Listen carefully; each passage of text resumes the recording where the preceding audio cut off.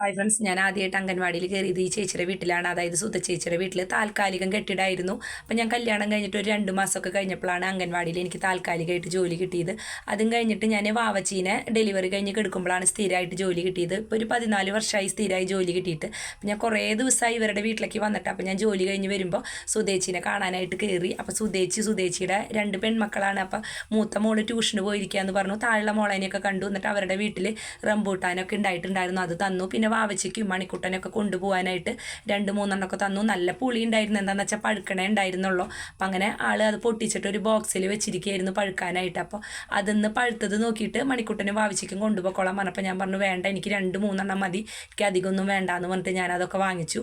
അതും കഴിഞ്ഞപ്പോൾ എനിക്ക് സുധേച്ചി തക്കാളി ചോറ് ഉണ്ടാക്കിയിട്ടുണ്ടായിരുന്നു. കാലത്ത് അമ്മൂന് കൊണ്ടുപോകാൻ, സുധേച്ചിയുടെ മോളാണ് അമ്മു, മൂത്ത മോള്. അപ്പം അമ്മൂന് കൊണ്ടുപോകാൻ തക്കാളി ചോറൊക്കെ ഉണ്ടാക്കിയിട്ടുണ്ടായിരുന്നു. അതെനിക്ക് വേഗം ചൂടാക്കി ആക്കിയിട്ട് തന്നു. അപ്പം ഞാൻ പറഞ്ഞു എനിക്ക് കുറച്ച് മതി, എനിക്ക് അധികം വിശക്കണമൊന്നുമില്ല എന്ന് പറഞ്ഞപ്പോൾ സുധേച്ചി അതൊക്കെ ചൂടാക്കിയിട്ട് എനിക്കൊരു പാത്രത്തിലാക്കി തന്നു. നല്ല സ്നേഹമാണ്. നല്ല സ്നേഹം എന്ന് പറഞ്ഞാൽ ഞാൻ പ്രഗ്നൻ്റ് ആയിരിക്കുമ്പോൾ എനിക്ക് വയ്യാണ്ടൊക്കെ ഇരിക്കുമ്പോൾ എല്ലാ സൗകര്യങ്ങളും ചെയ്തു തന്നത് അവരാണ്.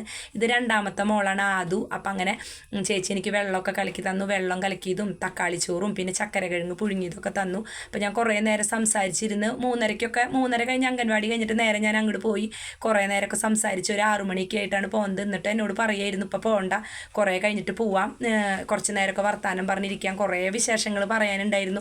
അപ്പം അങ്ങനെ കുറേ നേരം എന്നെ വിടാനൊന്നും ഇഷ്ടമുണ്ടായിരുന്നില്ല. എന്നിട്ട് വർത്താനം പറഞ്ഞിട്ടും കഴിഞ്ഞിട്ടുണ്ടായിരുന്നില്ല. എന്നിട്ടും എനിക്ക് പോകാനും തോന്നുന്നുണ്ടായിരുന്നില്ല. അപ്പോഴേക്കും വിജേഷേട്ടൻ വിളിച്ചു. അപ്പോഴാണ് ഞാൻ പിന്നെ വേഗം പോകാനൊക്കെ നോക്കിയത്. അപ്പോൾ എനിക്ക് തക്കാളി ചോറൊക്കെ ഒരു പാത്രത്തിലാക്കി തന്നു, മക്കൾക്ക് കൊടുത്തോളാൻ പറഞ്ഞിട്ട്. അപ്പോൾ ഞാനതൊക്കെ വണ്ടിയിൽ കൊണ്ടുവന്ന് വെച്ചു. എന്നിട്ട് ഞാൻ സുധേച്ചിയോടൊക്കെ കുറേ നേരം സംസാരിച്ചു നിന്നു. അപ്പോൾ സുധേച്ചിയുടെ നാത്തൂനുണ്ട് ശാന്ത ചേച്ചി, ആളും അംഗൻവാടിയിൽ ഹെൽപ്പർ തന്നെയാണ്, വേറെ അംഗൻവാടിയിൽ. അപ്പം അങ്ങനെ ആ ചേച്ചി അവിടെ ഉണ്ടായിരുന്നില്ല. അത് കാരണം ആ ചേച്ചീനെ കാണാൻ പറ്റിയില്ല. പിന്നെ അവിടെ അടുത്തുള്ളവരൊക്കെ എന്നെ കണ്ടപ്പോൾ വന്നു വർത്താനമൊക്കെ പറഞ്ഞ് മക്കളുടെ വിശേഷവും പിന്നെ വിജേഷേട്ടൻ്റെ വിശേഷമൊക്കെ ചോദിച്ചു. കുറേ നേരമൊക്കെ സംസാരിച്ച് നിന്നിട്ട് അവരോടൊക്കെ ടാറ്റയൊക്കെ പറഞ്ഞിട്ട് ഞാൻ പോവുകയാണ്. അപ്പോൾ പോകുമ്പോൾ ഏതാണ്ട് ഒരു 6 മണി 6:30 ആയിട്ടുണ്ടായിരുന്നു. അപ്പം അങ്ങനെ അത്ര നേരമൊക്കെ സംസാരിച്ചു.